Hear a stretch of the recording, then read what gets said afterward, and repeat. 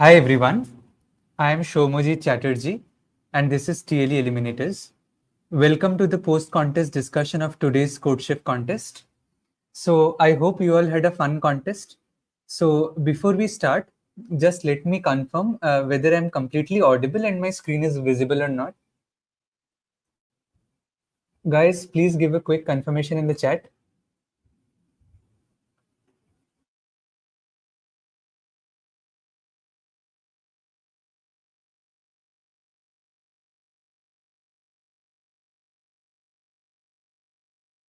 So am I audible, guys?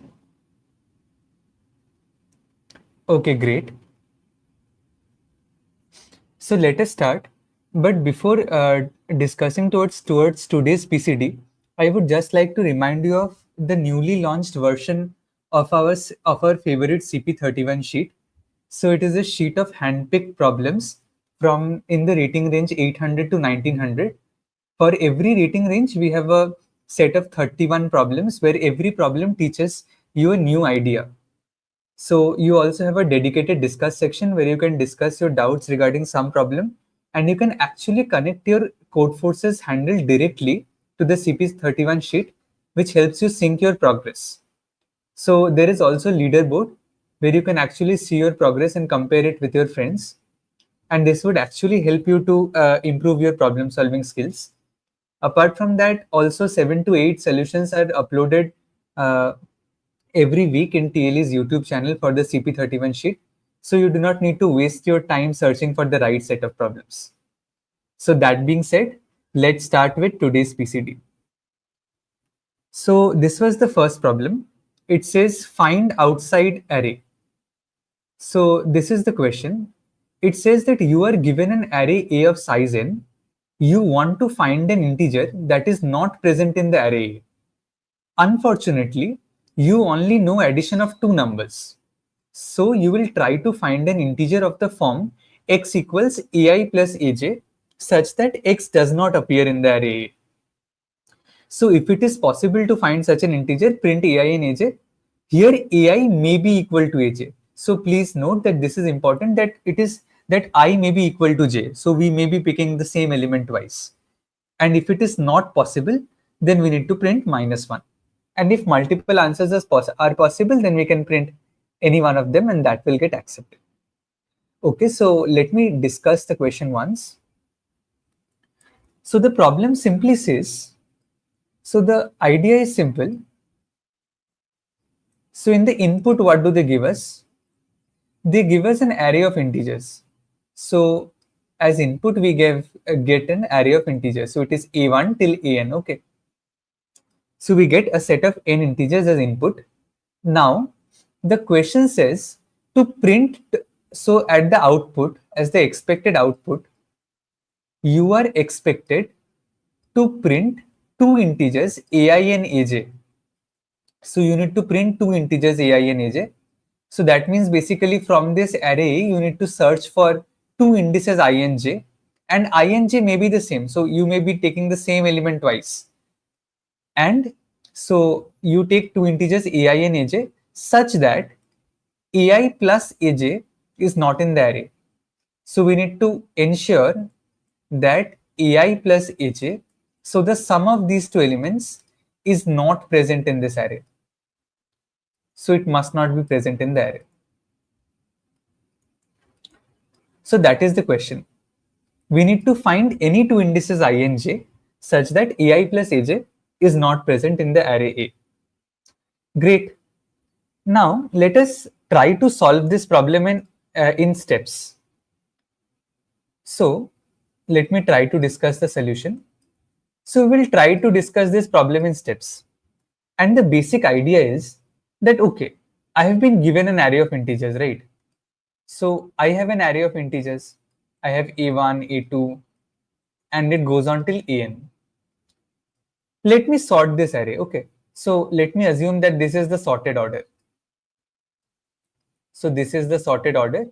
So in this order, any value ai is less than equal to ai plus 1. Great. Now, in order to understand the problem well, let us see what the constraints for the values of ai are.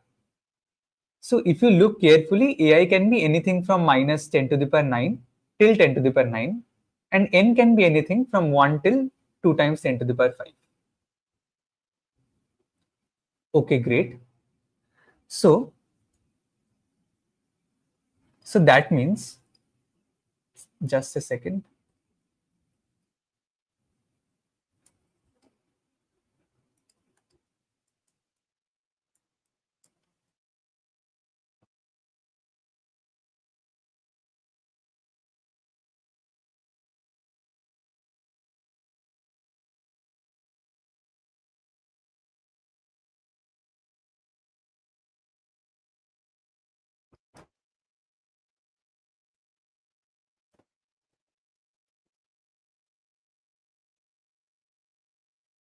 Just a second, guys. I'm sorry for the issue. Probably I'm facing some problem with the stylus.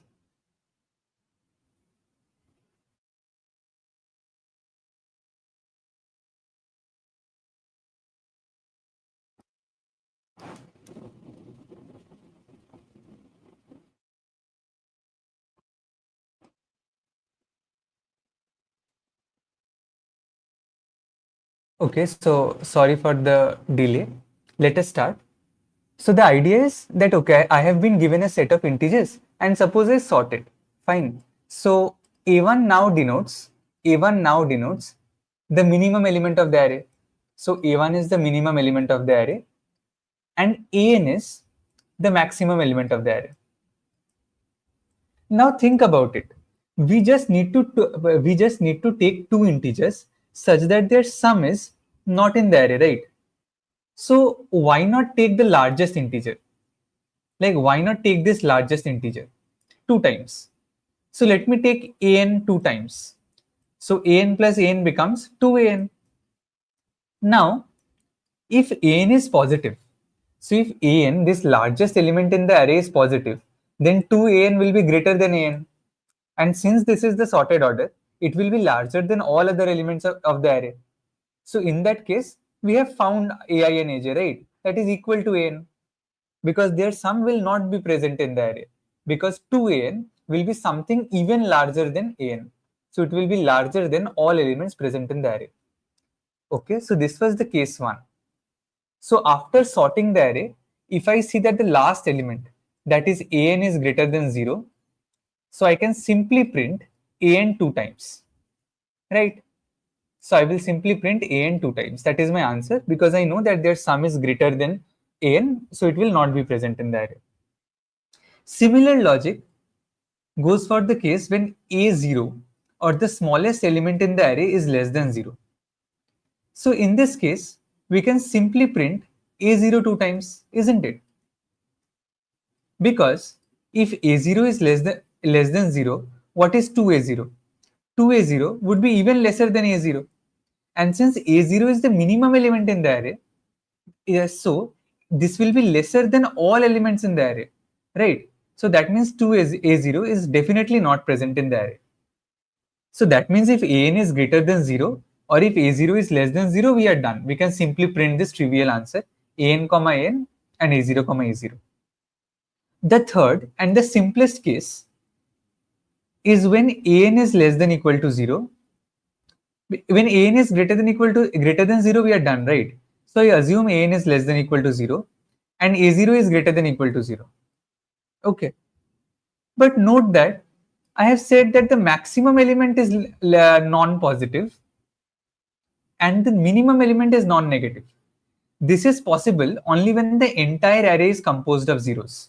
So this is possible only when a0 equals a1 and it goes on and all these elements are 0. So what happens when all elements of the array are 0? So if all elements of the array are 0, then definitely we cannot find two integers ai and aj such that their sum is not present in the array, because the sum of ai and aj for any choice of I and j we pick would be 0, which is present in the array, right? So in this case, when all the elements of the array are 0, we will print -1. So I hope the solution is clear. The solution is simple. If you see that the array is completely made up of zeros, then you print -1. You have no other choice. If you see that, okay, the largest element is positive, then you print it two times. And if you see that the smallest element is negative, then you print that 2 times. Any array would satisfy one of these 3 conditions and you print it accordingly. Great. So is the solution clear?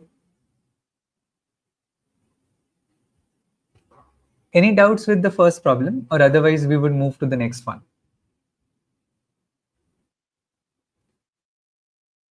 Okay, so this was the first problem. We were discussing find outside array. Someone asked what is the name of the problem. So I will be discussing the first 5 problems of diff2. That is what we do usually. So if anyone is confused with the order of the problems we are discussing, so it is same as what has appeared in diff2, right? So we discussed the first problem in diff2 now, and we will proceed to the next if I do not see any doubts. Okay, great. So let's start with the next problem. The next question says flip prefix. So this is the second problem of diff2. So the question says that you are given a binary string s of length n, that is si is 0 or 1. You can do the following operation as many times as you want, possibly 0. Okay, so what is the operation? Choose a prefix s such that there are equal number of zeros and ones in this prefix, and then flip that prefix. Okay, so for example, in the string 00101, we can choose the prefix of length 4. So in this prefix of length 4, the number of zeros is equal to the number of ones. So we can choose it because it has 2 zeros and 2 ones. And so flipping it produces this number. Great. Now the question asks to count the number of possible strings we can obtain by doing these operations. Okay. And to flip a string means to change all zeros to ones and all ones to zeros. Great. Let us look at the constraints once. N looks very small. N is less than equal to 60. Okay. N is the length of the string and it is very small, less than equal to 60. But I do not see any constraint on sum of n. So the total sum of n becomes something like 6000, right? T into n. Great. So let me try to explain the problem statement once. So the question says, in input, we get a binary string. Okay. So that means we get n characters, s1, s2 till sn. And all these si's, these are either 0 or 1. So this is either a 0 or 1 for all I. Okay. So whatever I be, si is either 0 or 1. It is a binary string. Great. Now we are given this one string. We can do multiple operations to this string. Okay. So what is an operation? So what operation can we perform? So the question says that you can choose any prefix. So suppose I have this string s1 till sn. Okay. I can choose any prefix of length I. So suppose I choose some prefix of length I. Okay. So this is the prefix of length I. If I see that the number of ones in this prefix is equal to the number of zeros. So if I see that the number of ones in the prefix is equal to the number of zeros, then I can simply flip the prefix. So I can simply flip the prefix part of the string. So flip the prefix. Now you may ask, what does flip means? Flip means simply flipping all the bits from 0 to 1 and vice versa. So that means if I have some string 0, 1, 0, 0, flipping it makes it 1, 0, 1, 1. Fine. So just for the sake of an example, suppose I have this string 1, 0, 1, 0, 0, 1. What can we do? So the idea is that, okay, suppose I take this prefix. In this prefix, number of zeros is equal to the number of ones. So I can flip it. So if I flip this prefix, what is the new string I can get? So this part gets flipped. So I have a 0, 1 and the remaining part remains same. So it remains 1, 0, 0, 1. So this was our initial string. By doing an operation, I got one extra string. Can I have some more strings? Exactly. So let me take this first four characters as my prefix. Okay. So these first 4 characters I take as my prefix. Can I take it? Yes, I can take it. because the number of zeros is again equal to the number of ones. So let me flip it. So on flipping it, I get a new string 100101. So doing the operation multiple times on different types of prefixes can actually give me different strings. And the question is simple: how many different strings can you make? So the question is simple: how many different strings can we make by doing this operation many times, possibly 0? So how many different strings can we make?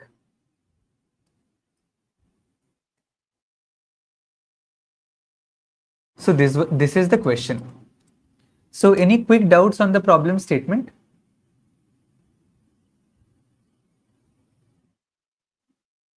Okay, so I see a couple of questions. Let me quickly resolve them. So Manav asks, why do we print A0 and AN?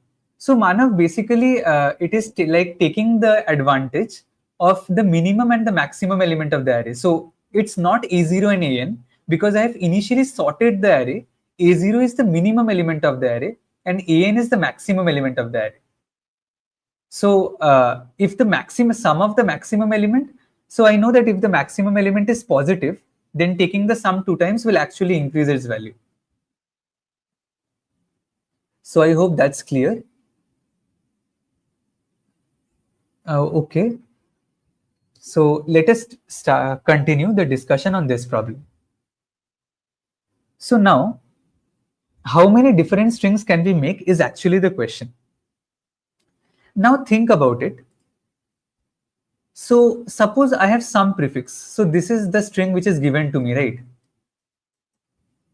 So this is the entire string which is given to me. And I am interested in this part of the prefix of length I. And suppose this prefix is such that the number of ones is equal to the number of zeros. Okay. So if the number of ones is equal to the number of zeros, then I can flip this part of the string. So I can actually flip this part of the string, right? And what is the new string I get? So all these bits get flipped. So I have S1 bar, S2 bar, and it goes on till Si bar. So all these bits get flipped and remaining bits remain the same. So remaining bits, there are no change. Fine. Now, in this new string, does this condition again satisfy? So in the older string, I knew that in this part of the prefix, number of ones was equal to the number of zeros. Remember that when I have flipped this entire prefix, this condition still holds. Okay. So when I have flipped this entire prefix, ones and zeros interchange, but the number of ones still remain equal to the number of zeros, right? So that means once I have done operation on this ith prefix, I can again do the operation and get back to the previous stage. Okay, so I have done this operation once here. I can again do the operation and get back to the previous stage. Fine. So does this not look like, so what does this look like? So let me take, so I have a string S1, S2, S3 and it goes on till Sn, right? And here there are some indices. So there are some indices in between where the number of ones and number of zeros are equal. So suppose these are the indices where number of ones equal to number of zeros. Fine. So suppose these are the 4 indices where the number of ones is equal to the number of zeros. Fine. Now, don't you think that these 4 indices are nothing but switches? What do I mean by a switch? Basically, in all these positions, I can choose I have 2 choices. Either I can flip or I can not flip.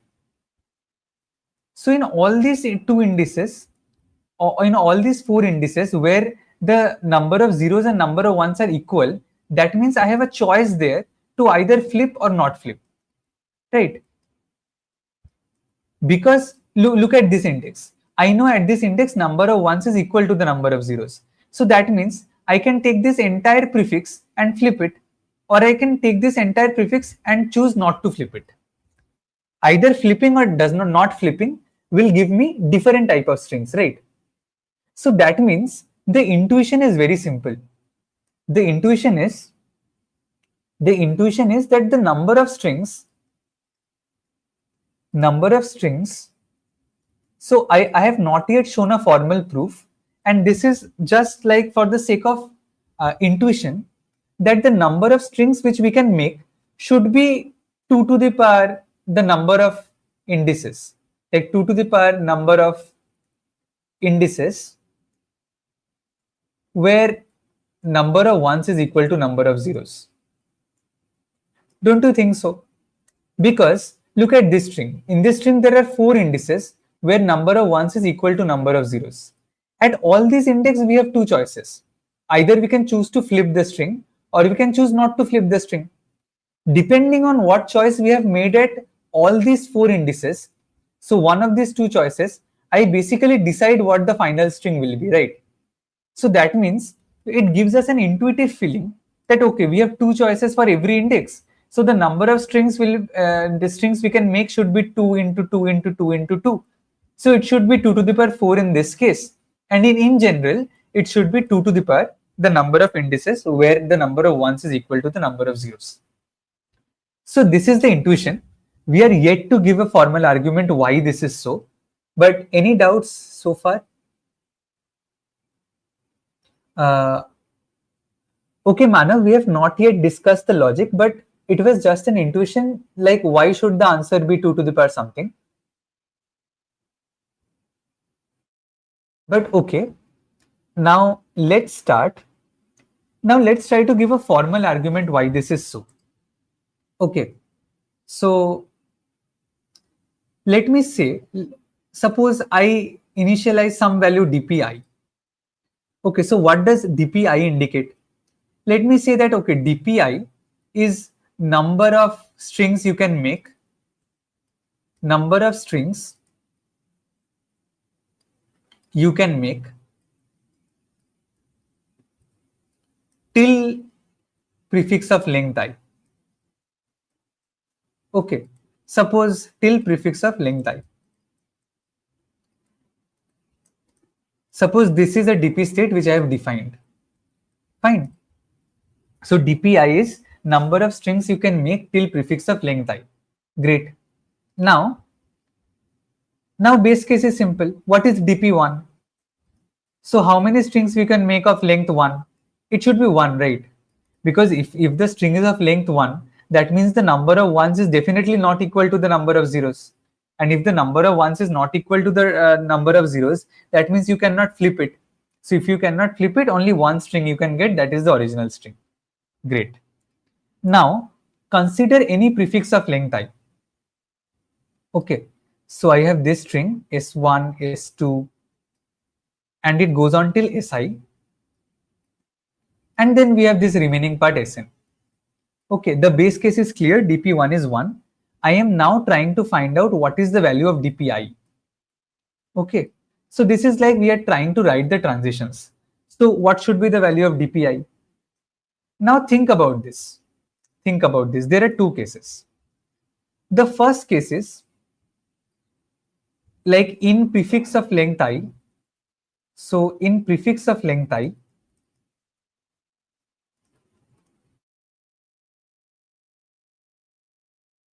number of ones is not equal to number of zeros. Okay, so in prefix of length I, suppose number of ones is not equal to the number of zeros. Now, if the number of ones is not equal to the number of zeros, that means at this index I have no choice. I cannot flip the string at this index I, right? So don't you think that how many sequences I have in length I minus 1, I will just concatenate the ith character. I have no other choice. So in this case, when number of ones is equal to the number of zeros, in that case dpi, so this is the number of strings of length I, this is exactly equal to the number of strings of length I minus 1. Because whatever string you had of length I minus 1, you just concatenate the ith character, right? So this is basically the not take case. So you are not taking the index at I. Now let us discuss the second case, which is the take case. So what is the take case? Suppose in prefix of length I, so in prefix of length I, now suppose number of ones is equal to number of zeros. Okay, so this is the take case. Now this is also pretty straightforward. If the number of ones is equal to the number of zeros, that means what will be DPI?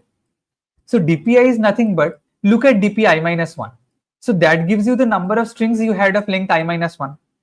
Now at the ith position, you have a choice to flip. So that means all these I minus 1 length strings. So that means all these I minus 1 length strings, how many you have, you can choose to have them or you can choose to flip them, right?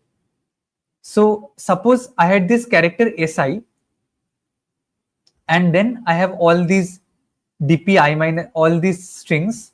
So there are DPI minus 1 different strings.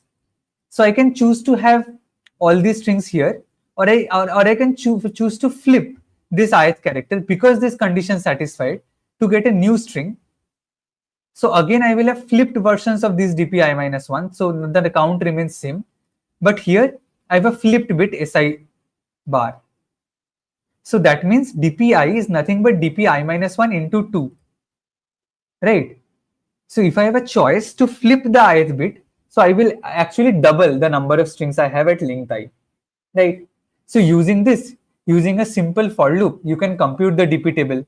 Just write DP1 is 1. So this is the base case. And then run a for loop for I equal to 2 to n. And then check that, okay, up to prefix of length I is number of ones equal to number of zeros. Is number of ones equal to number of zeros up to I. So if this happens, what do? You just set, okay, DPI is DPI minus 1 into 2. Right? And if this does not happens, then we simply set DPI equals DPI minus 1. Okay. And finally, what do you print as answer? So what is the answer? The answer is simply how many strings up to of length n, right? So my answer is simply DPN. And this also proves the initial intuition I was trying to explain you all. Look, what happened in the DP transitions? The DP transitions is nothing but multiplying by the 2 whenever you see number of ones equal to number of zeros.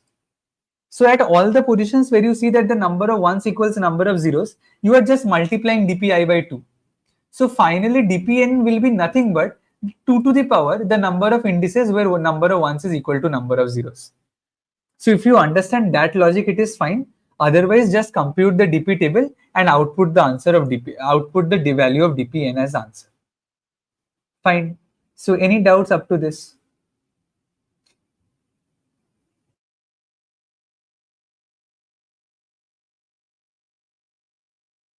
Okay, so let me explain the code once. So the code implements the exact same thing which I have explained so far. So look what I have done. I have taken n as input. I have taken the string as input. Then I have computed the DP table. So I've used zero-based indexing here. So I've said that, okay, DP0 is 1. Now, this CNT variable maintains the number of zeros in the prefix of length I. Okay. So in the up to prefix of length I, if I see that the number of zeros, so CNT stores the number of zeros equal to the number of ones. I plus 1 minus CNT is the number of ones. In that case, I just multiply my DPI value with 2. Otherwise, I keep it as it is and finally print the last DP value, DPN minus 1. Okay, so I've used zero-based indexing here. That is where it creates some differences, like instead of DP1, I've written DP0, and instead of printing DPN, I've printed DPN minus 1 because I've used zero-based indexing, and that's it. Okay, so any doubts up to this?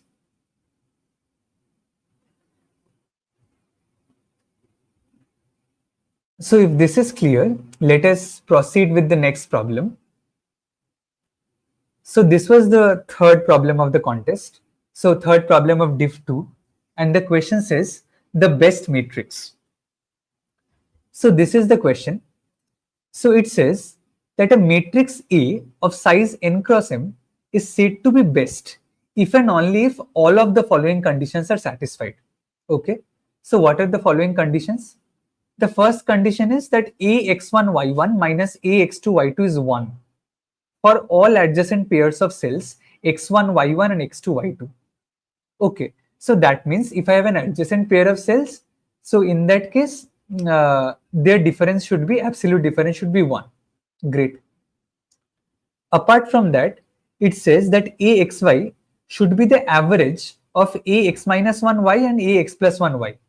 That means any value should be the average of the cell on the top of it and on the and the cell bottom it. Okay, and axy should also be the average of axy minus 1 and axy plus 1. That means the value at the cell should also be the average of the cell to its left and the cell to its right. Okay, now we are given a matrix of size n cross m and we want it to make it a best matrix. The question says to find the minimum number of values that need to be changed to obtain a best matrix. Great. So let us start and let me explain the problem once. So the question says, first of all, the question defines what is a best matrix. Okay, so what is a best matrix? So suppose you have a matrix of integers.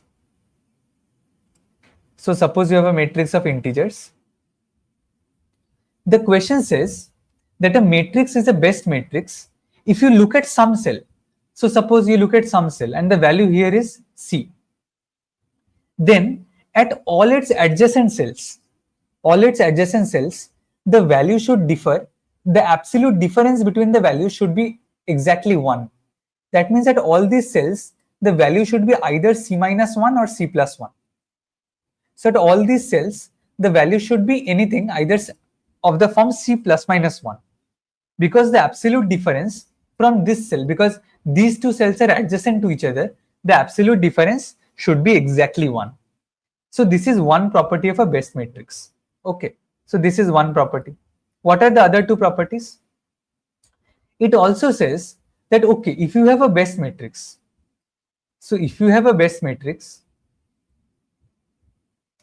fine, and suppose you have some value C present in some cell, look at the cell at the top of it. So suppose the top of it contains X. Look at the cell at the bottom of it. Suppose it contains Y.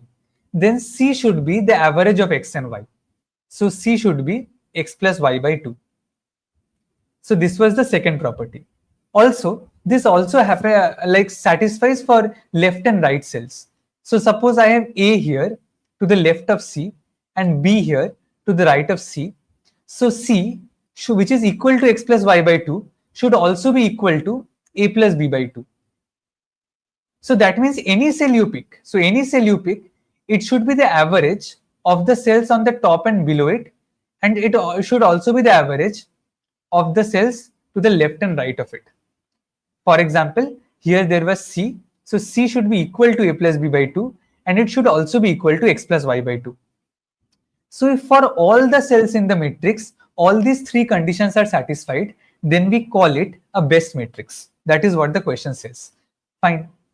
Now the question says that, okay, I have been given a matrix A. So I have been given a matrix A of size n cross m. And what is the objective? I will change some values in some cells of the grid. So what can I do? I can change values at any cell. Okay. And the question asks, what is the minimum number of changes I need to make? So what is minimum number of changes I need to make? What is minimum number of changes I need to make so that this A matrix, so that A becomes best? A becomes best. Fine. So this is what the question has asked. So before proceeding to discussing the solution, let me, okay, so I do not see any doubts. So let us proceed and understand. So before understanding the solution and worrying about how many changes I need to make A best matrix, let us try to understand the properties of a best matrix. Okay. So suppose this is a best matrix. Okay. So suppose this is a best matrix and we have columns here.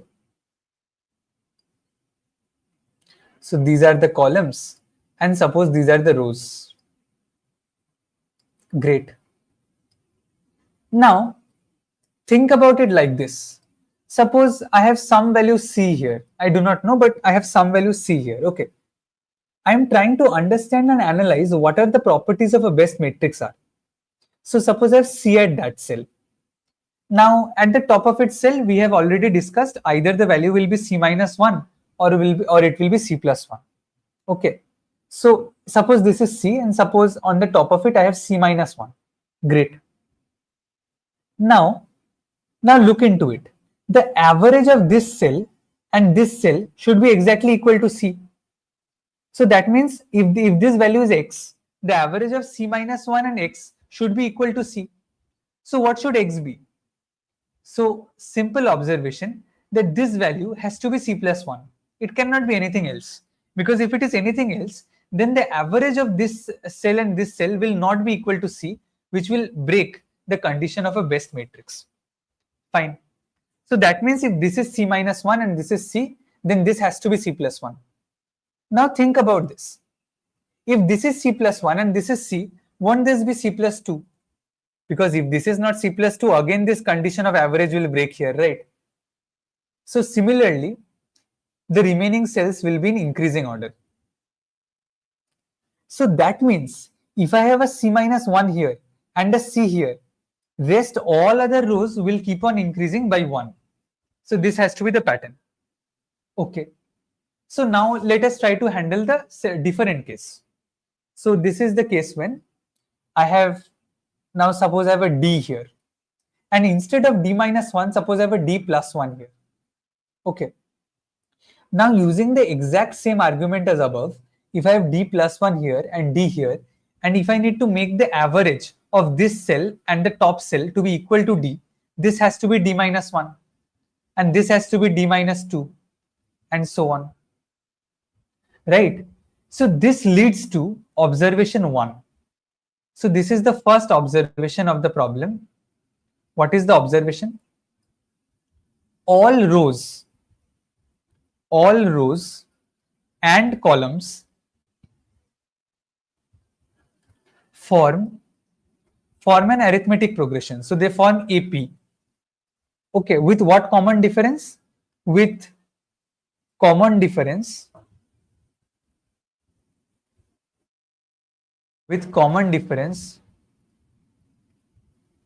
equal to plus 1 or minus 1. Right? It may happen that the things are increasing. It may happen that the things are decreasing, but all of them form a AP. So if they are increasing, they keep on increasing with a value 1. If they are decreasing, they keep on decreasing with a value 1. Great. So this was the first observation. Now, just let me check once if there are any doubts.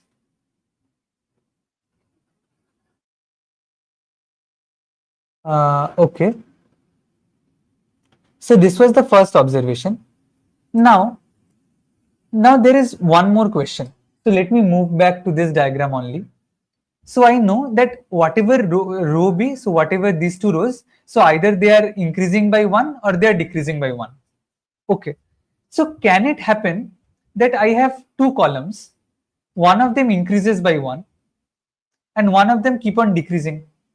So can I have two columns, one of them increasing and the other decreasing? So let us try to think about this. So let me again draw this matrix. Okay, so I have this matrix with me and let me draw two columns. Okay, so these are two columns. Let me draw multiple rows. Fine. And suppose this column is increasing. So I have C here, C plus 1 here, C plus 2 here. C plus 3 here, and C plus 4 here. Fine. Now my question is, okay, so this column is increasing, that is fine. Can I have a column which is decreasing to the next of it? So actually we cannot have that. We cannot have a decreasing column to the next of it, because think about it. If I have C here, there are two choices. What are the two choices? One choice is I keep a C plus 1 here, right? So if I have kept a C here, I have kept a C plus 1 here.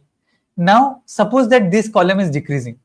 If this column is decreasing, I will have a C here, and then I will have a C minus 1 here. But when I will have a C minus 1 here, the problem is that the difference between these two elements will not remain exactly 1. So that will create a problem. Hence, it is never possible that you have two columns, one of them is increasing and the other is decreasing. Right? Because in order to maintain, like in order to just maintain the difference of 1, if this is C plus 1, this has to be C plus 2. This has to be C plus 3, and so on. Okay. So if you have a C here and you have a C plus 1 here, so you cannot have this as a decreasing column, because then you have a C plus 1 here. You would have got a C here. This is still fine. But then when you get a C minus 1 here, the absolute difference between them does not remain exactly 1. Okay. Now you will ask me that, okay, so there is one important observation which we had to make from the constraints, and this is this. Max of n comma m is greater than equal to 3. So that means at least one of n or m is greater than equal to 3. So that is the reason why you see that if everything was of 2 cells, then it was of no problem. But when you get 3 cells, we have seen that having two adjacent columns, one increasing and the other decreasing, will create issues. So this gives us our observation 2. So what is observation 2? The observation 2 is all rows or columns have the same common difference.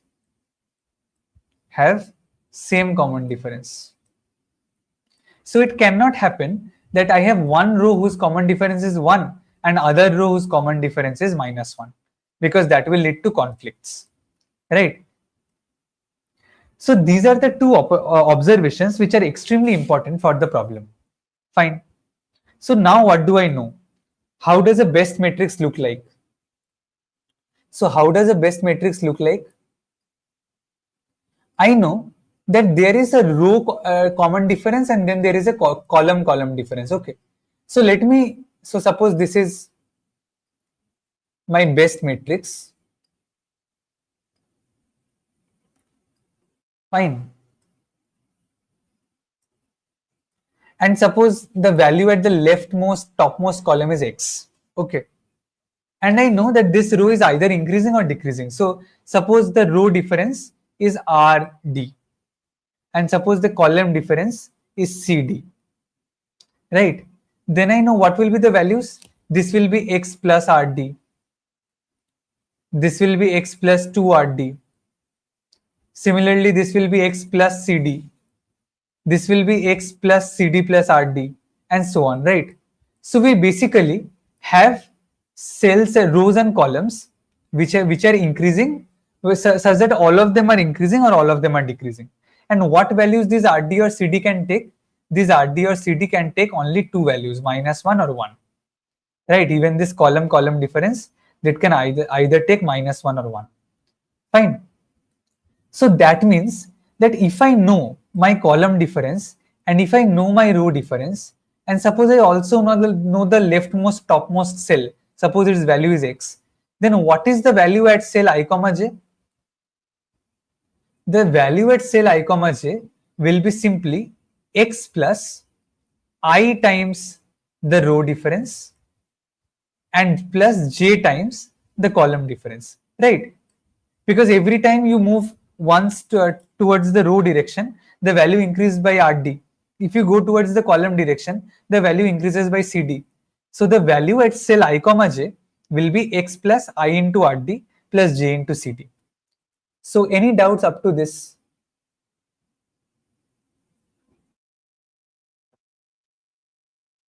Yes, Aniket, like we actually, I actually have a plan to do the same thing as you discussed. So, okay, so let's continue. So, till now, we were discussing the properties of a best matrix. And we realized that, okay, any best matrix can be easily identified by three integers. If you give me what x is, if you give me what rd is, if you give me what cd is, then I know what is the best matrix. Like I know every cell, because at cell I comma j I can simply compute it by saying x plus I into rd plus j into cd. Fine.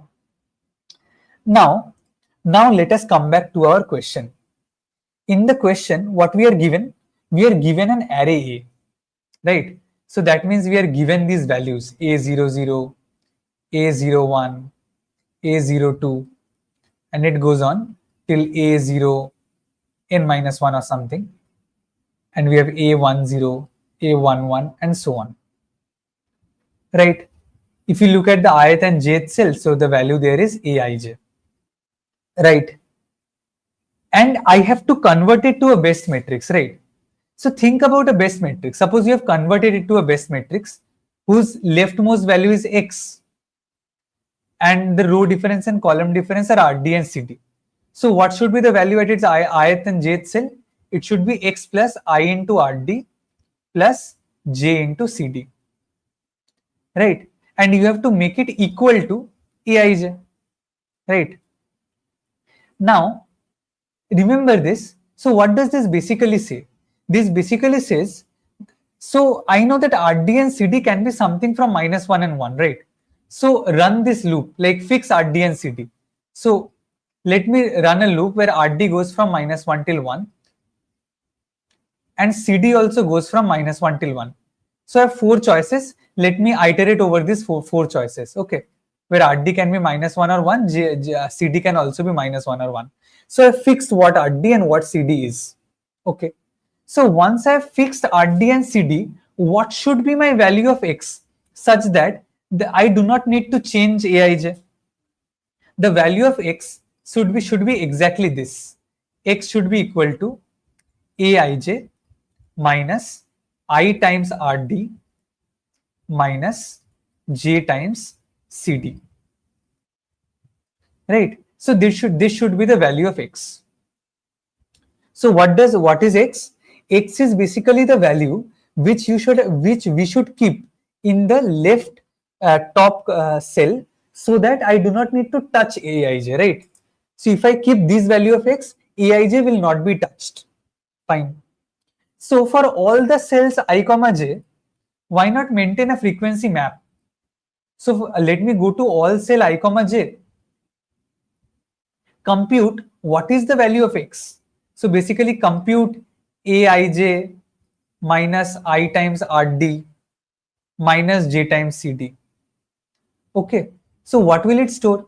So what is x? X is basically the value such that if you keep the left top cell as x, then you do not need to touch aij. Okay, so I come for all ij, let me compute this value of x and increase the frequency of x. So let me store it in a map and increase the frequency of x. Fine. So finally, after I have iterated over all ij, what does fx store? So what does fx stores? Fx stores how many cells I do not touch. How many cells I do not touch.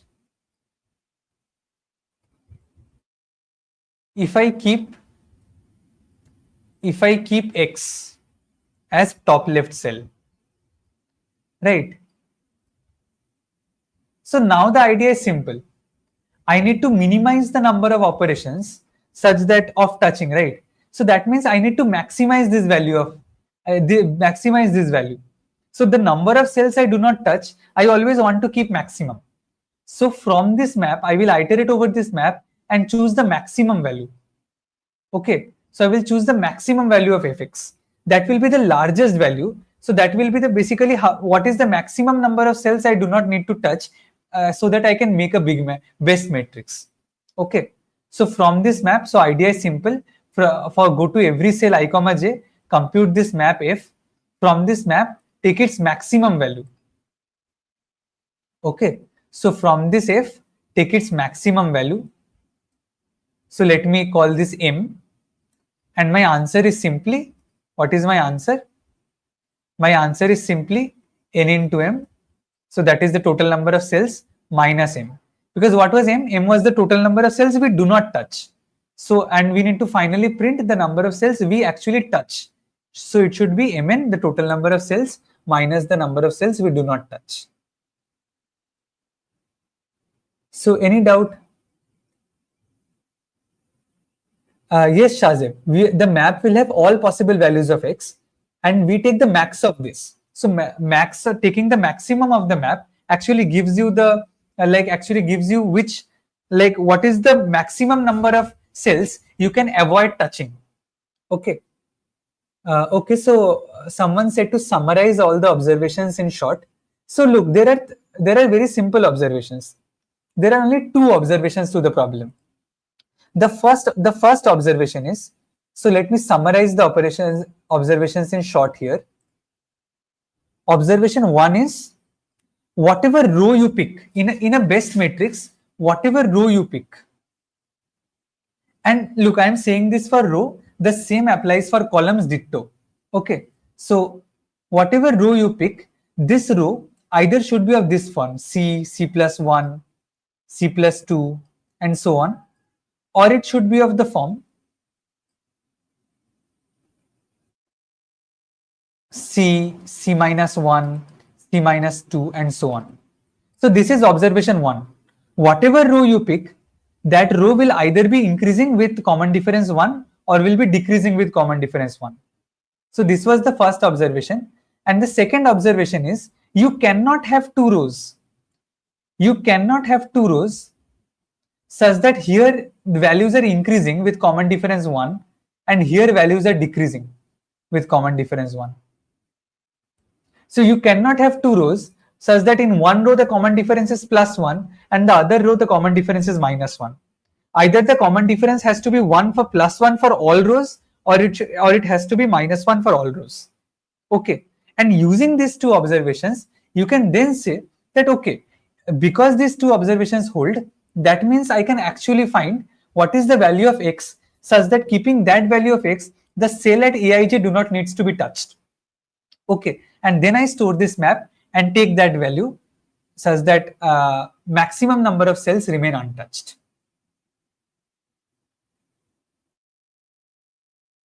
Okay, so let me show the code. The code actually implements the exact same thing as I discussed. So this is the code. Look what I have done. So I have taken n and m, so taking the input. Then I have taken this 2D grid n cross m sizes input. So this is fine. And this is the difference array. So we know that there are two possible values of difference, right? 1 and -1. So look, I have iterated over, so my row diff is the row difference, and it iterates over the diff array. So row diff can be anything from -1 to 1. Similarly, column diff can also be anything from -1 to 1. Fine. Now here I maintain a map. Once I have fixed what row difference and column difference is, I know like what should be the value. So this is the value of x, and I increase the frequency of that by 1. Okay, so finally, after I've done this for all the cells, I actually look in the map, what is the maximum value.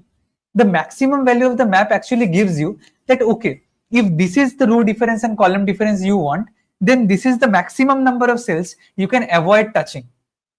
So if this is the maximum number of cells you can avoid touching, then what is the minimum number of cells I need to touch? That is nm minus that. Okay, and I take the minimum over all choices of row difference and column difference and finally print it as my answer. Okay, so any doubts with the solution?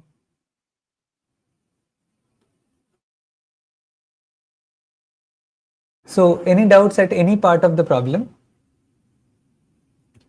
So if not, we will discuss the next problem. We will move on.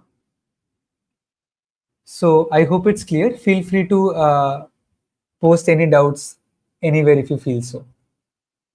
Okay. So this is the next problem of the contest.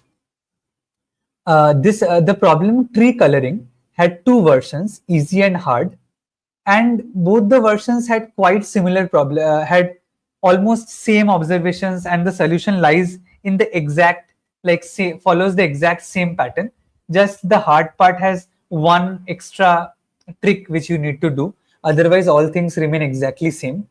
So I will discuss the hard version of the problem, and while discussing the hard version of the problem, the easy version actually gets solved also. Okay, so let us discuss the hard version of the problem, and then the easy version gets discussed as along with this. Okay, fine. So now, so let us start with discussing this problem, tree coloring hard. So what does the question says? The question says that you have a tree with n nodes numbered 1 to n. Okay. Now you want to assign each node a color Ci such that the following conditions holds. Okay, what are the following conditions? First condition is that each color X appears 0 times or greater than equal to 2 times. Okay, that means no color can appear exactly once. Either some color appears 0 times or it appears greater than equal to 2 times. Fine. What is the second thing? The second thing says that consider all possible pairs of vertices A comma B such that Ca is equal to Cb. That means consider all pairs of vertices which are of same color. Okay. Each edge should lie on the unique shortest path of exactly one such pair. Okay, so you pick any edge, that any edge should lie on exactly one such pair. It should not lie on the path of more than one pairs. Okay, now it says that we will call a tree good if it is possible to assign colors satisfying the above property. Fine. Now what does the question says? The question says that we start with a tree of one node only, so namely 1. Then for each I equal to 2 to n, we add an edge. Okay, so we are adding edges to the tree one by one. So we start with a tree with a single node and then we keep on adding edges one by one. Fine. Further, if the final tree, okay, so after every step, after adding every edge, I need to tell whether the current tree is good or not. Okay. So after every step I add one edge, now I have to tell that, okay, is the current tree good or not? And if the final tree after adding all the n nodes is good, I also need to print an appropriate color scheme for that tree. Okay. If there are multiple valid color schemes, we should minimize the number of distinct colors used. Fine. If there are still multiple valid schemes, all will be accepted. Okay, fine. So we need to print a binary string of length n minus 1, which basically tells us that, okay, after adding I edges, whether the tree is good or not. And if it is good, we also need to print the color scheme. Fine. So let me explain the question once. So what does the question say? The question says that we are given a tree. So we are given a tree with n nodes. Okay. So it first of all defines what is a good tree. So what is a good tree? So it says that suppose you have a tree with n nodes and every node has a color. Okay, so every node has a color. Every node has a color. Great. Now it says that every color should appear at least twice. So the first condition of a good tree is that all colors, so all colors, either they do not appear, in that case it is fine, or if they appear greater than equal to 2 times. Okay, so either they do not appear, and if they appear greater than equal to 2 times. This is the first property. The second property they say is, the second property is that if there is some edge, so consider some edge of the tree. So suppose I have this node here, I have this node here. So this is U, this is V. Okay, and suppose there are subtrees here. So suppose the tree looks like this, I have taken this age into consideration, and then I have two subtrees here. The question says that look at all pairs A comma B. So look at all pairs A and B such that color of A is equal to color of B and UV lies in the path from A to B. So in the path from A to B, UV, this edge lies, right? So this edge lies in the path from U to V. Suppose color of A is equal to color of B. Okay. So this is one pair. So for some edge, count the number of pairs. So for this edge, count the number of pairs. How many pairs are there such that A lies here, B lies here, and their color is same. It says that for all edges, for all such edges, the number of pairs should be exactly 1. There should not be 0 pairs. There should not be more than 1 pairs. The number of pairs for all edges should be exactly 1. And once 1. And in that case, I call it a good tree. Fine. Now, what does the question says? The question says that initially we are given an edge, a tree with one node, simple. And at every step, we keep on adding edges. So at every step, we keep on adding edges to the tree and the tree becomes larger and larger. So after every step, I need to tell, okay, is this a good tree? So whether is it possible to color this tree such that it becomes a good tree? Okay, so after every step, so what does the question asks? The question says the first thing is, after every step, you need to tell me, is it a good tree? So this is the first part which they ask. And if it is good tree after n steps, so suppose all the steps are done, then if it is good, then can you give me a color schema? So also print a color schema.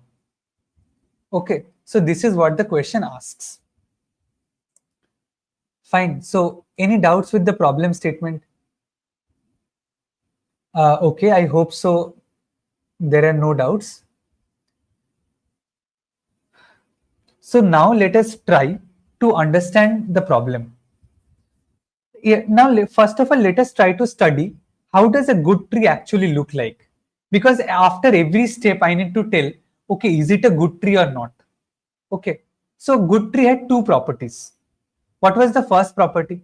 The first property is every color should appear greater than equal to 2 times. Right? So every color appears greater than equal to 2 times. So when I first read this statement, I felt that okay, can some color appear more than 2 times? So suppose some color appears more than 2 times. Okay, so some color appears. So let me root the tree at some arbitrary index. So suppose I've rooted the tree at some arbitrary index and the tree looks like this. Fine.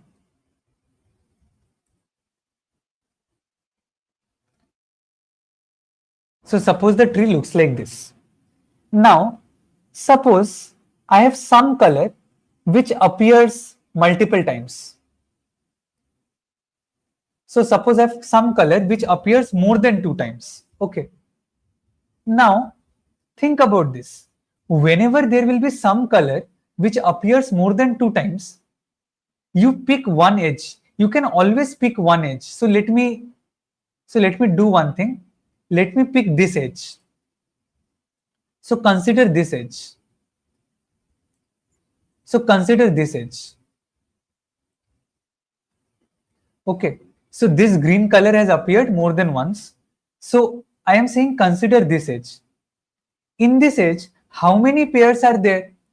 In this edge, how many pairs are there such that one node is in this subtree, one node is in this different subtree, and they are of same color? Look, I have already found 2 pairs. So suppose this is node 1, this is node 2, and this is node 3. Look that node 1, node 3, this is a valid pair. Node 2, node 3, this is also a valid pair. Like these are valid pairs where one node lies in this subtree, one node lies in different subtree of this edge corresponding to this edge, and they have the same color, right? So my argument is, so that means the good property gets violated for this edge. So for this edge, it is not good. So the tree is not good anymore. So my argument is that if there is some node which appears more than 2 times, then the tree will not become good. Because if there is some edge, the point is consider, suppose the tree has, there is some color which appears more than 2 times. So I will always get one edge. I will always get one edge where there will be, like, it has appeared more than 2 times, right? So at least one of these bags will contain 2 nodes and the other will contain 1 node. It may contain greater than equal to 2 nodes, and this will contain at least 1 node. So in that case, the number of pairs for this edge will become greater than equal to 2, and it will violate our good condition. Okay, so this leads to the first observation. The first observation is that every color in a good tree, every color in a good tree, every color in a good tree appears exactly 2 times. Every color in a good tree appears exactly 2 times. No color can appear, no color can appear 1 time, because that is the property of a good tree. No color can appear more than 2 times, because if some color appears more than 2 times, I can always find an edge which partitions the tree or breaks the tree into 2 components, such that one of the bag contains at least 2 nodes of the same color and the other bag contains at least 1 node of the same color. And in that case, corresponding to that edge, I will get more than one pair, right? So any doubt up to this observation?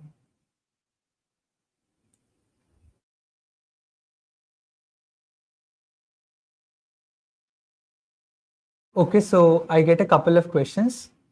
So monochrome, is it like, is it a counter example you are trying to give corresponding to our argument?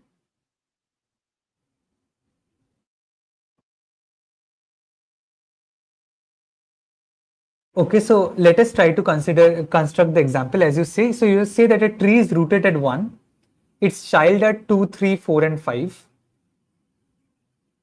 Okay, so let me construct this tree.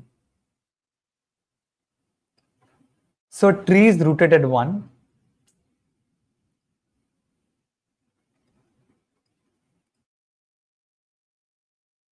And then I have 2, 3, 4, and 5 here. And what is the color scheme you suggest? Okay.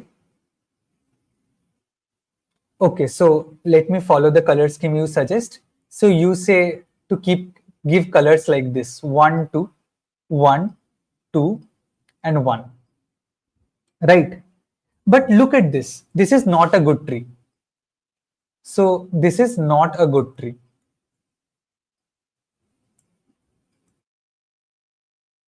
Okay, but before that, have I drawn the tree correct? So this is the test case which you were asking for, right? A tree rooted at 1, child nodes at 2, 3, 4, 5, and I colored nodes like this. Okay, fine. So this is not a good tree because look at this edge. Look at this edge. Okay. For this edge, count the number of pairs. Count the number of pairs such that you have you have same color node at 2 different subtrees. So let me count the number of pairs. Look that 1, 5 is a valid pair because 1 and 5, because 1 and 5 both have same colors and this unique path contains this edge. Look that 3 and 5 is also a valid pair because in the unique path to 3 and 5 you have this edge and they are of same colors. So there is one more path which is 3 and 5. So this is the problem, right? This is not a good tree because you have one edge For this edge, you have multiple pairs, which is not allowed. You need exactly one pair for every edge. And if you need exactly one pair for every edge, every color has to appear exactly twice. If some color appears more than twice, you will always get one edge where there is, in one partition, there will be two nodes of same color, and in here there will be one node of different color, and that will give you multiple pairs. Okay, clear. So this counter example, I think, makes you convince this observation that every color in a good tree appears exactly 2 times, not less than 2, not more than 2, exactly 2 times. Okay. So now this observation should let you think that, okay, n should be even. If n is odd, it is simply not good. If n is odd, then it is simply not good. Why? Because of our observation. Our observation said that every color should appear exactly 2 times. So if every color appears exactly 2 times, that means the frequency of all colors is even. So if the frequency of all colors is even, then the sum of the frequencies, which is equal to the number of nodes, which is the value of n, that should remain even. It cannot be odd. If n is odd, then there will be some node which appears more than 2 times. It will appear 3 times or 5 times, something like that. And in that case, it will not be good. So n must be even. So this is our first argument. Okay. Now let us try to analyze the property again. Okay. So let me redraw the diagram which we were discussing. So I had this edge U, this edge V, and I had this subtree here. So these are the two subtrees which basically U and V breaks down to. Fine. And what we discussed, there is exactly one color. So there is one lucky color C star. So there is C star present both sides. Okay. So there is C star present at both sides of the, one is present in this subtree, other present in this subtree, and in the path connecting these two nodes, this is the only pair which contains UV edge, right? For all other colors, so take any other color. Let me take some other color, suppose X. So suppose X is present here. Note that X cannot be present here, because if X is present here, then we will get two different pairs, right? So if one occurrence of X is in this part of the subtree, the other occurrence of X should also remain here. It cannot remain here. Similarly, if there is some Y here, the other occurrence of Y should also remain here, right? So there is one C star, so there is one lucky color C star which is present at different parts, which form this exact one single pair. And for all other colors, either both the occurrences are in this part and both the occurrences are in this part. So what does that give you? So that means you cut any edge. So this is the second observation. You cut any edge. So let me cut this edge UV. If I cut any edge, the components which I get are of odd size. Look at this. Why are these of odd size? Because all these vertices which I have got, they are in pairs except this one vertex. So that means the size of this vertex has to be odd, because the frequency of every color here is 2, except this color which is present one here, one here. So that means if you cut any one edge, the size of the connected components has to be odd in both of them. So this leads to my observation 2. So what is my observation 2? Observation 2 is, if you cut any edge,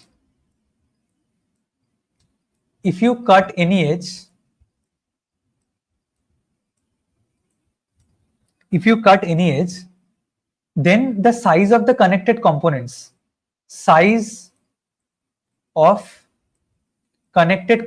which you get has to be odd.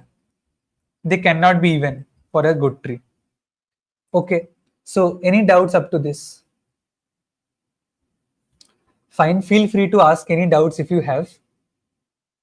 Till then, let's proceed. Okay. So now I will discuss the third and the final observation which we need to make for a good tree. And if you make that observation, then the rest of the problem becomes extremely straightforward. And this is as follows.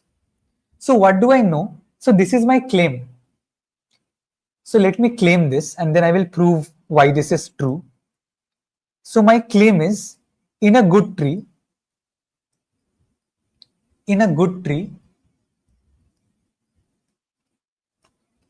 all nodes should have odd degree. All nodes should have odd degree. Okay, so this is my claim. Fine. So now let me try to convince this. So in a good tree, all nodes should have odd degree. Basically, if you actually draw on pen and paper, you will realize that if you have a tree where cutting any edge gives you basically, if you have a tree where cutting any edge gives you odd sized connected components, then this property has to be satisfied. All the nodes should have odd degree. Because if you have nodes with even degree, in that case you will have problem. If you then cut one edge, there will exist things where it will be broken into even sized connected components instead of odd. And the simplest way to prove this is using mathematical induction. So if you need a formal argument, then you can show this using mathematical induction. Okay, so I will try to give you a sketch of the argument, and then probably you can formalize it if required. Though in contests, usually understanding the intuition and why that is true in short time becomes more important than actually writing formal arguments. But for the sake of it, you can actually show this using mathematical induction. Like consider leaves. So you have some tree, right? So root the tree at some arbitrary vertex. Okay. So let me root the tree at some arbitrary vertex. So something like this. Now, what is the base case of mathematical induction? The base case of mathematical induction are your leaves. So start from the deepest nodes of the tree. What is the base case of your induction? The base case of your induction is your leaves. So leaves have a degree of 1. So it is trivially satisfied because the 1 is odd. So we will prove that all nodes have odd degree, right? So it clearly shows that, okay, all nodes are of odd degree. So leaves are of odd degree. So that is fine. Now what is your hypothesis? Your assumption is that, okay, up to some depth. So suppose up to this depth, all nodes have odd degree. Fine. So up to this depth, all nodes have odd degree. So this is my argument. Fine. Now think about this node. Okay. For the sake of a contradiction, what happens if I assume that this has even degree? So what happens if that node? So let me zoom this picture. So I have this node here. So I have this node here, and these are the things. Fine, and then there is a parent connected to here. And I say that, okay, what happens if this has an even degree? So let me draw one more sub chunk. So suppose this has an even degree. Okay. Now think about this. If this has an even degree, so that means there are even number of subtrees it is connected to. Now, by the property of a good tree, if you cut this edge, then this component has odd size, right? So this has a size of odd. This has a size of odd. This also has size odd. And this also has size odd. Now, if this node has even degree, then one edge goes to the parent So there are odd number of subtrees remaining, and all these odd number of subtrees have odd sizes. So that means the sum of all these sizes will be odd. Basically, the sum of three odd numbers is odd, right? So the sum of all these three sizes is odd. But then you have this one extra node. So what is the entire size of this subtree? The size of this entire subtree is even, right? So if the degree of this node is even, then the size of this subtree is even. But then this violates our good assumption for this edge.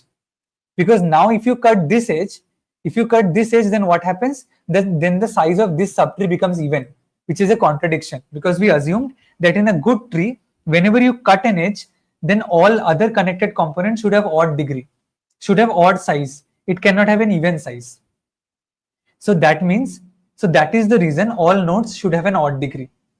So this was a formal argument for it. You can actually go through the argument once yourself, and probably it will become clear. Otherwise, you can use this observation that whenever you cut any edge, then all the size of the connected component should be odd. And you may try drawing some examples on pen and paper, and you will understand that okay, all nodes should have odd degree. Because of this, like if some node has even degree, the problem which happens is, if this node supposes even degree, then you cut the edge with its parent, that connected component will have even size. So that will violate our condition. So is it clear? Okay, Manav says that adjacent color have to be the same, right? So what does that mean? Adjacent color have to be same.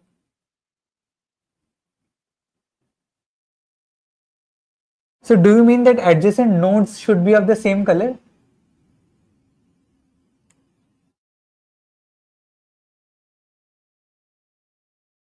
So if you say that adjacent nodes should be of the same color, then it is not necessarily so. It may happen that adjacent nodes are of different color, yet the tree is good. Okay. So it is not necessarily required that any two nodes which are adjacent have the same color. For example, let me show you an example. Suppose this was an example given in the test cases of CodeChef. So suppose this is a tree, a simple tree. Okay. Okay, let me erase this edge. And suppose these are the colors. You have one here, you have one here, you have two here, and you have two here. Okay, look here. You can have adjacent nodes which have different colors, but still this is a good tree. But what are the necessary conditions of a good tree now? As we discussed, how do you check whether something is a good tree or not? So after a lot of these arguments, we finally came to the conclusion that if you need to check if some node is a good tree, it is very easy. First thing is, n should be even. N is even.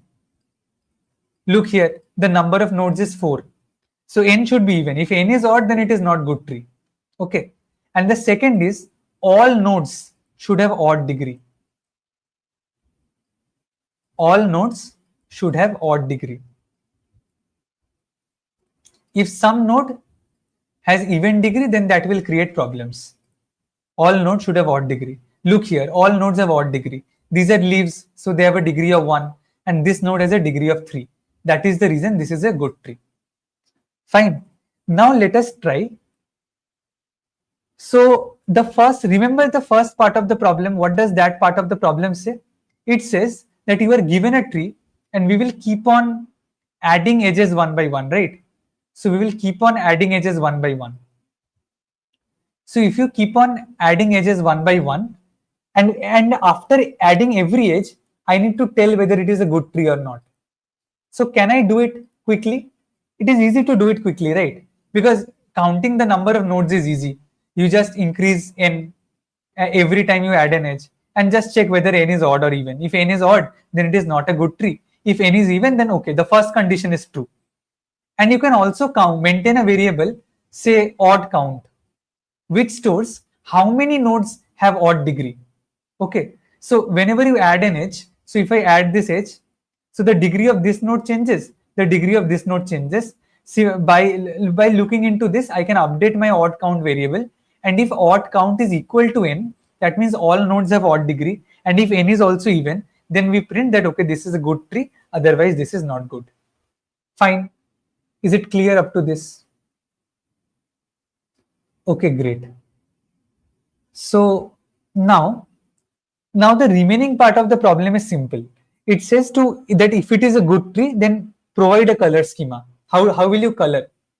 So suppose I have a good tree. So I have a tree which has even size, like even number of nodes, and every node has odd degree. Okay. So consider a tree. So let me draw a tree. So suppose this is a tree. So every node has to have odd degree, right? So every node has to be of odd degree. If any node is of even degree, then so let me draw this. Okay. So I think I have ensured that here every node in this tree is of odd degree. And is the number of nodes even? Let me just count. So I have one here. Okay, we will check. Probably I have drawn it correctly and the number of nodes is even. We will check. Okay, so how will you color this tree? Now, before solving this large test case, like this is a trick which I usually always follow, and I would suggest you to everyone that whenever you are trying to solve some problem on a tree, so always take two test cases. First is a chain. Okay, so whenever you are trying to solve some problem on tree and you are confused, how will I solve this problem on a large tree? Do not think about large test cases. Think about simple test cases first. And simple test cases for a tree is, first of all, think about what happens if there is a chain. So what happens if there is a chain of vertices? So in this case, it is trivial. If I have a chain of vertices, I will have nodes which have degree 2 and this is even degree. So this will not remain a good tree. So chains are not good. Okay. A chain which is a simple single edge, that is good. But any chain of larger size is not good. So this is not good. So chains is simple. The second is star. Whenever you see a tree problem and you are confused, how will I apply my logic? How will I or what algorithm should I use for a large tree sample? Then try to break this problem or try to first solve these two simple cases, chain and star. Usually it happens that if you can solve chain or star, like in some questions chain is difficult, in some questions star is difficult. But if you once solve either chain, both chain and star, then applying the same idea to a tree of larger size becomes easier. So think about a star. So this is a star, and the star should have odd degree, because if it has an even degree, then I know that okay, if it has an even degree, then it will be of like it will not be good. Fine. Now let us try to color it. So suppose this root has color 1. Okay. Now I have to give this color 1 to someone else because every color has to appear twice. So let me give 1 here. Now I have to introduce a new color 2. I have to give here, and 3 suppose I give here. Remember that there is no other choice. We have already argued that all colors will appear twice. So this is the only way you can color a star. And you can confirm that this is actually good. Like look at all the edges, take any edge, to suppose this is the edge, there is only one pair. So this 2 and 2 is the pair corresponding to this edge for which this path is there. So for every edge there is a single pair. So in star, what is the idea? You mark the root, you mark one more node same as the root, and for the remaining nodes you pair them somehow. Now I will use this same idea to the tree. How will I do this? So consider this as star. So this I mark this as 1. I mark this as 1, and remaining nodes I just simple pair it. Okay. So this part I have just thought of it as a star. Okay. Now this is beautiful because the degree of every node is odd, and one node has already contributed to the parent. Now you have even number of children remaining. So if you have an even number of children remaining, you can simply pair them up. Right? You can just pair them up giving colors. So here there are 2 childs. So let me mark both of them 5. there are 4 child. Let me mark 2 of them 6, 2 of them 7. Here there are 4 child. Let me mark 2 of them 8, 2 of them 9. Here there are 2 child. Let me mark 2 of them 10. This coloring happened beautifully because all nodes except the root. In the root you make this 1 1. Except the root, all nodes have had actually even number of children because they had an odd degree. So since they had an even number of children, we can beautifully match them up with a pair of 2 2. And look that this coloring is beautiful because take any edge.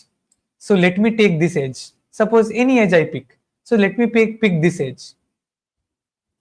If I pick this edge, there is only one path corresponding to its sibling. So there is only one path corresponding to its sibling, which is of different color, and the edge lies on this path. There will be no other paths. Okay, because all other paths, because these are all of same colors, and no 6 appears here, no 7 appears here. There is only this pair of 5. For all edge, there exists one unique pair. So this is how we will do the coloring, and this is how I extended the idea of a star to a general tree. Okay. So any doubts with the idea, with the solution idea? So let me show you the code once, and then probably it will become a bit more clear. Okay.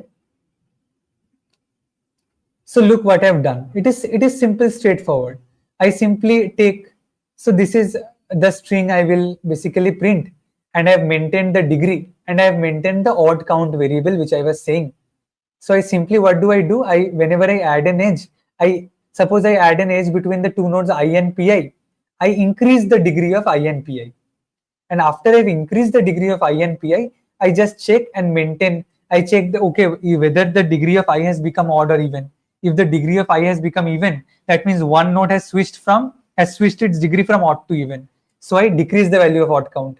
Otherwise, I increase the value of odd count. I do it same for pi? Okay. Finally, if I see that I is even, that means the number of nodes in the tree is even, and odd count is equal to I. That means the number of nodes of odd degree is equal to the number of nodes. That means all nodes in the tree are of odd degree. So these were the two necessary conditions for good tree, right? So if both these conditions are satisfied, I say that okay, the tree is good. Otherwise, the tree is not good, and I push a 0. Okay, and I finally print this string. If s dot back is 0, that means after doing all the operations, the tree is not good. So I simply return. And if it does not happen, then I do this coloring. And I do this coloring by the same argument which I explained. How do I do this? I first of all mark the root. So I mark root the tree at 1 and give the root color 1. Then I give one of the child of the root as color 1. So this is exact same idea here. What do? First of all, I mark this root color 1 and one child as color 1. Okay. And then other child, I keep on pairing them and marking them same color. So if I would have had 2 more children here, I would have given them a new color. So say 11 11.